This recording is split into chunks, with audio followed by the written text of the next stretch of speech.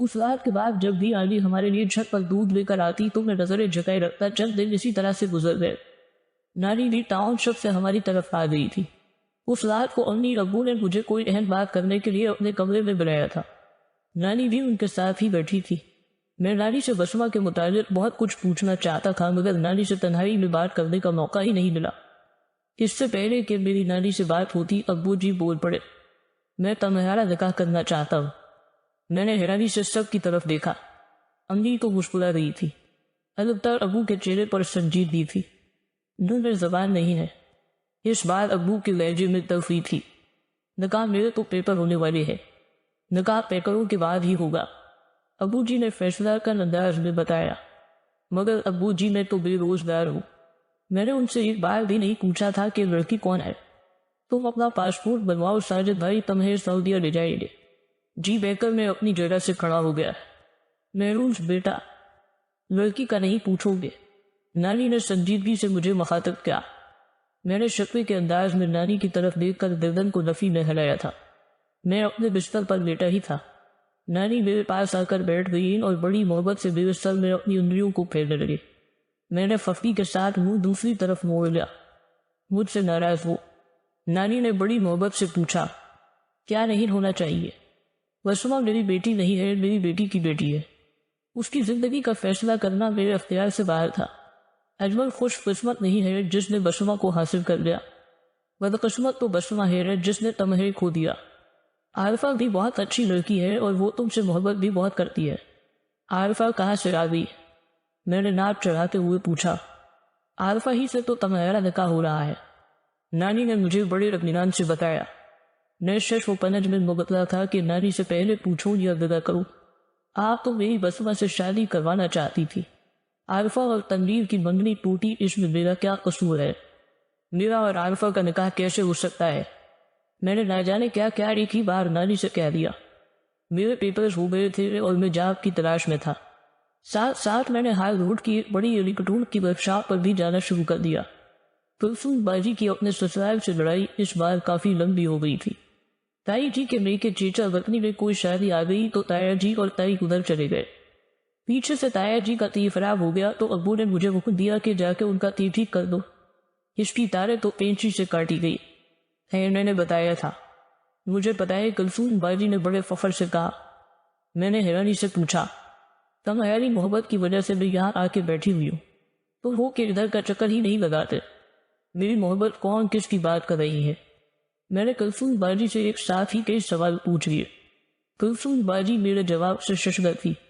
کیا تم عارفہ سے محبت نہیں کرتے؟ کلثوم باجی ہڑبڑا اٹھی تھی. آپ کو کس نے کہا؟ عارفہ تو کہتی ہے کہ تم بھی اس سے محبت کرتے ہو. کس سے کہتی ہے؟ میں نے الجھن سے پوچھا. مجھ سے. کلثوم باجی نے سوالیہ نظروں سے میری طرف دیکھا. کلثوم باجی، مجھے تو آج تک خود ہی سمجھ نہیں آئی کہ کون کس سے محبت کرتا ہے. میری اور کلثوم باجی کی الجھن بھی عارفہ نے ہی دور کی تھی. تمہاری تم جانو میں تو تم سے محبت کرتی ہوں. تمہاری ہی خاطر میں نے تنویر سے منگنی کروائی ہے. میں نے کب کہا تھا کہ تم تنویر سے منگنی توڑ دو؟ میں نے کلثوم باجی کے سامنے خود کو عارفہ کی یک طرفہ محبت سے الگ کر لیا تھا. عارفہ اگر میرا گھر برباد ہوا تو اس کی سب سے بڑی وجہ تم بنو گی. کلثوم باجی نے غلامتی انداز کے ساتھ عارفہ سے کہا اور وہاں سے پاؤں مارتے ہوئے چلی گئی. باجی کے سامنے یہ سب بولنے کی کیا ضرورت تھی؟ تم کچھ بھی کرو، میرے علاوہ کسی اور سے تمہاری شادی میں کبھی نہیں ہونے دوں گی. عارفہ نے مجھے سیدھے لفظوں میں کھلم کھلا دھمکی دے ڈالی تھی. عارفہ بھی پاؤں پٹکتے ہوئے وہاں سے چلی گئی. میں تو تایا جی کے گھر تیر ٹھیک کرنے گیا تھا. عارفہ نے الٹی میری ہی مرمت کر دی. میں نے جلدی سے تیر ٹھیک کیا اور وہاں سے نکلا. عارفہ کو جب بھی مجھ سے ملاقات کرنی ہوتی وہ خود ہی ٹی وی کو کھول کر اس کی کوئی نہ کوئی تار کاٹ دیتی.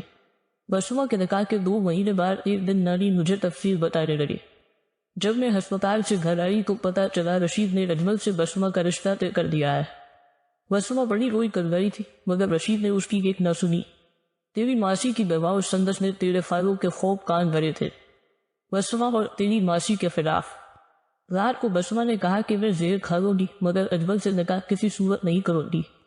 رشید کہنے لگا اگر تم نے اجمل سے نکاح نہ کیا تو میں تمہاری ماں کو طلاق دے کر گھر سے نکال دوں گا.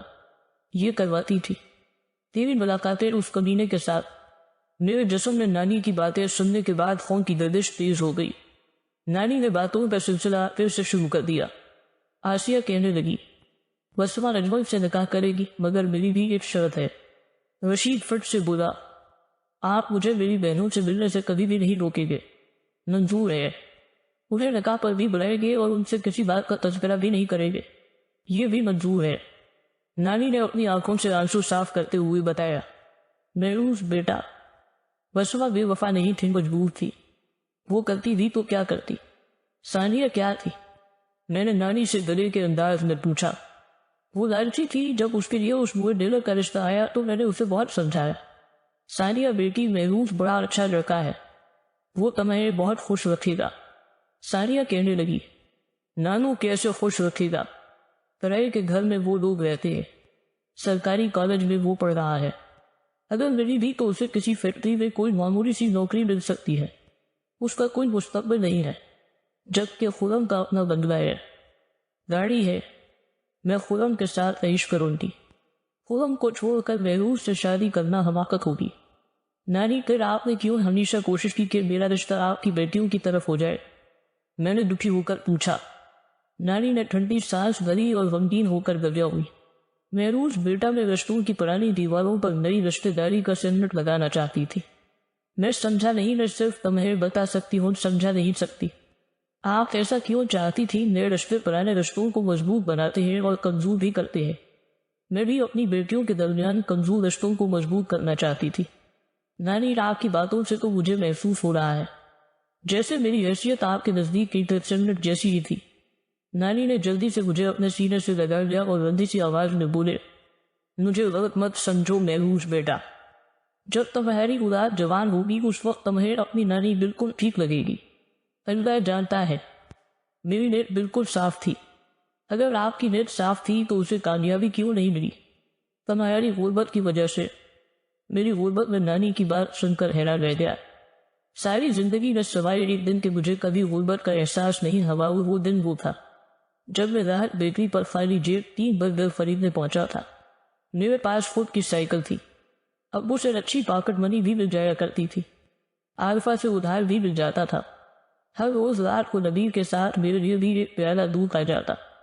چھٹی والے دن میں اور نبیل باہر سے ناشتہ کرتے، کبھی کھجے کے پائے، کبھی فیکے کی لسی کاکے کی نہاری۔ آج نانی نے مجھے غریب بول دیا، اپنے من کے آئینے میں مجھے کبھی اپنی غربت نظر ہی نہیں رہی۔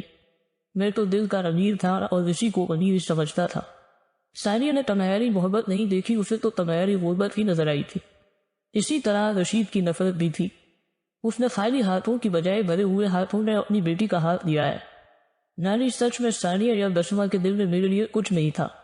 ثانیہ نے تو تمہاری محبت کو ہی پھونک دیا اور بسمہ نگر ہی گئی۔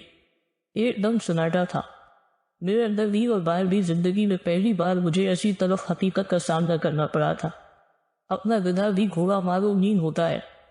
میں گورنمنٹی کو ہی نیویارک کی بزنس شریف سمجھ بیٹھا تھا۔ میرے نزدیک دنیا کے سب سے امیر لوگ گورنمنٹی کے ہی وکیل تھے۔ عارفہ بڑی اچھی لڑکی ہے۔ نانی نے ثانیہ بسمہ کے بعد عارفہ کے لیے بھی وہی لائن بول دی تھی۔ میں یہ سن کے خاموش ہی رہا۔ اگر اتنی اچھی ہوتی تو تنویر اس سے سالوں پرانی منگنی کیوں ختم کرتا؟ تمہاری وجہ سے نانی نے ایک اور الزام میرے سر لگا دیا۔ میں نے کیا ہے؟ جو چیزیں سائجن اپنے ہونے والے داماد کے لیے سعودیہ سے لاتا تھا وہ چیزیں تم عارفہ سے لے لیتے تھے۔ خدا کی قسم نانی میں نے عارفہ سے کبھی کچھ نہیں مانگا، وہ تو خود ہی مجھے تحفے تحائف دیتی رہتی ہے، اور تم نے لیتے ہو۔ ذرا سوچو، ایک لڑکی اپنے منگیتر کی چیزیں کسی دوسرے کو کیوں دے گی؟ مجھے کیا پتا تھا کہ وہ چیزیں طاہر جی تنویر کے لیے لاتے تھے۔ عارفہ تم سے بہت محبت کرتی ہے۔ میں بچپن سے ثانیہ سے محبت کرتا تھا اور بسمہ بچپن ہی سے میری محبت میں گرفتار تھی۔ نہ ثانیہ مجھے ملی اور نہ ہی بسمہ مجھے پا سکے۔ تلفون باجی کی شادی سے بھی پہلے سے تنویر عارفہ کے عشق میں محبت رہا ہے۔ میں تنویر کا عشق دیکھوں یا عارفہ کی محبت؟ اگر تنویر کو عارفہ سے عشق ہوتا تو وہ اس سے منگنی نہ ہوتا۔ بے وفائی کرو تو منگنی کیا، شادی بھی ٹوٹ جاتی ہے۔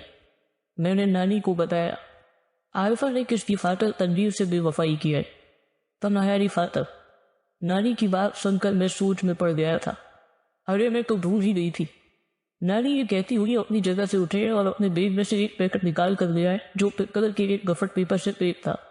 یہ بسمہ نے تمہارے لیے خریدا۔ میں نے وہ تھام لیا اور اپنی بہنوں کے کمرے سے اٹھ کر اپنے کمرے میں آ گیا۔ اپنا لکڑی کا بڑا سا صندوق اپنے پلنگ کے نیچے سے نکالا جس کے اندر میں اپنی خاص چیزیں رکھا کرتا تھا۔ وہ بفٹ اس میں رکھا اور اسے پھر سے تالا لگا دیا۔ میں بھاگتا ہوا سیڑھیاں چڑھ گیا۔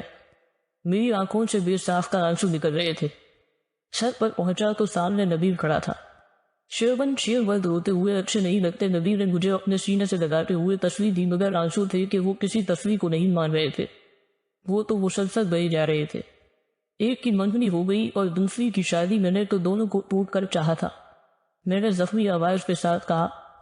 آئلی نے نبیل کے پاس کھڑے ہوتے ہوئے اپنے آنے کی اطلاع دی تھی۔ میں نے جلدی سے اپنی ننگ آنکھوں کو صاف کیا اور طرح سے دودھ کا پیالہ اٹھایا۔